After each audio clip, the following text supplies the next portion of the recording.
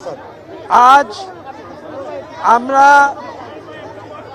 শোকাহত, বাকরুদ্ধ এবং স্তব্ধ।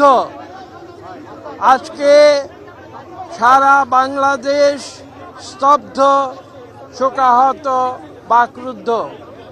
আজকে বাংলাদেশের 18 কোটি মানুষ স্তব্ধ হয়ে গিয়েছে, শোকাহত হয়েছে।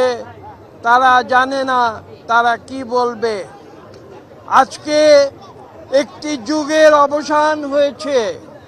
দেশনেত্রী বেগম খালেদা জিয়া, যিনি গণতন্ত্রের অতন্দ্র প্রহরী হিসেবে তার জীবনের একটি অংশ তিনি বাংলাদেশের মানুষের জন্য বিলিয়ে দিয়েছিলেন।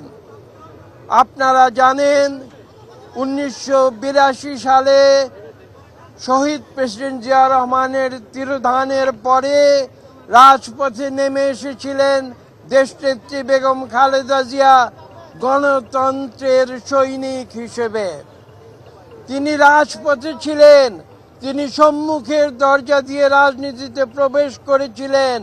তিনি অন্যায়ের সঙ্গে কোনোদিন আপোষ করেননি, তাই নীতির প্রশ্নে তিনি ছিলেন আপোষহীন। তার উপরে জুলুম হয়েছে, নির্যাতন হয়েছে, কিন্তু কোনোদিন তিনি অন্যায়ের কাছে মাথা নত করেননি, কোনোদিন আপোষ করেননি। তিনি যুদ্ধ করেছেন, তিনি রাজপথে যুদ্ধ করেছেন। যখন 2009-এর পরে যখন স্বৈরাচারী আওয়ামী লীগ সরকারে নির্যাতন, অত্যাচার, মিথ্যা মামলা তার উপরে নেমে এসেছিল, তখন অনেকে তাকে পরামর্শ দিয়েছিল যে আপনি কেন এই কষ্ট আপনি সহ্য করছেন। তিনি বলেছিলেন যে আমি ন্যায়ের জন্য, আমি সত্যের জন্য আমি যুদ্ধ করছি, আমি সংগ্রাম করছি বাংলাদেশের মানুষের জন্য, আমি সংগ্রাম করছি বাংলাদেশের গণতন্ত্র পুনঃপ্রতিষ্ঠার জন্য। তিনি যেভাবে বাংলাদেশে একবার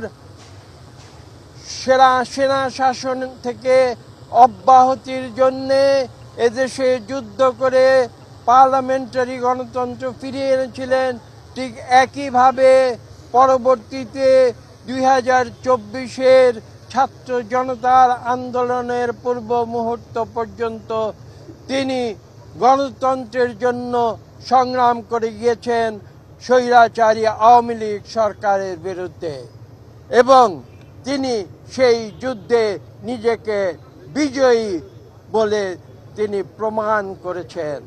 আজকে আমি যে কথা বলেছি, তিনবারের প্রধানমন্ত্রী বাংলাদেশের, প্রথম নারী প্রধানমন্ত্রী বাংলাদেশের নারী শিক্ষার জন্যে যিনি সবার আগে কথা বলেছিলেন, সেই দেশনেত্রী বেগম খালেদা জিয়া আজকে পৃথিবী থেকে বিদায় নিয়েছেন।